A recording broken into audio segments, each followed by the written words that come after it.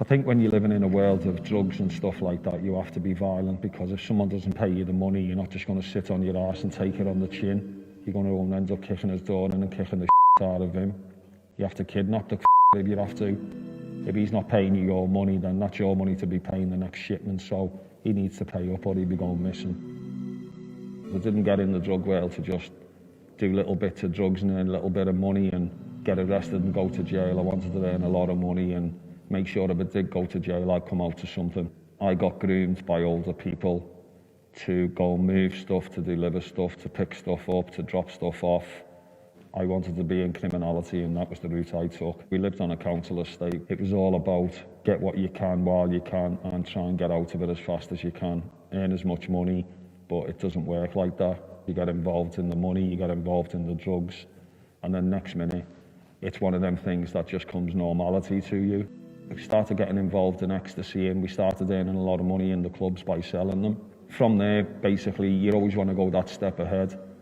So we went over to Belgium.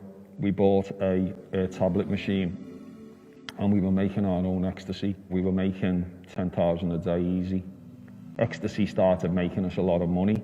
At one time, with the club scene and stuff like that, you could have like 100 people working for you at once. And we did sell a lot to a lot of different people. Some people had sold tablets like you wouldn't believe. I felt really good selling drugs because I felt like I was someone.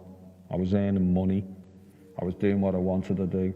I was having parties constantly left, right and centre. And the police started cracking down really, really big on ecstasy. Then that's when we got involved in the cigarettes. I just sort of fell into place with someone. And he offered me a role, getting to help him learn the tobacco trade. So I think we were taking in between 340 to 425,000 pounds a day in cash. We used to smuggle them on boats, we used to smuggle them in wagons, we used to have stashes in cars, we'd have mini aeroplanes dropping stuff off. We always had friendly lorry drivers who would take it to the destination but also keep an eye out what was going on behind them. After a week of doing the cigarettes, we were out of town in a hotel, and two of my partners had come back to the hotel room, and we had about £600,000 just thrown all over the room. And it was just, when they walked in, it was just chaotic. And it was like, there was just money everywhere. It had to be counted like, but we just threw it everywhere and just had a big party. And that's what our parties were like. We've shot at people, people have shot at us, but I'm still here today, so I'm happy. A few of my mates have been shot, yeah. Been shot, been killed, been stabbed, been killed. Took drugs, died. Happens all the time, doesn't it? It doesn't have an impact on you, and the one thing you need to do then is get back out and get revenge, and that's where the world goes, isn't it? I got caught in 2000, so my totality of that was 6 years. Then I got a £14 million fine.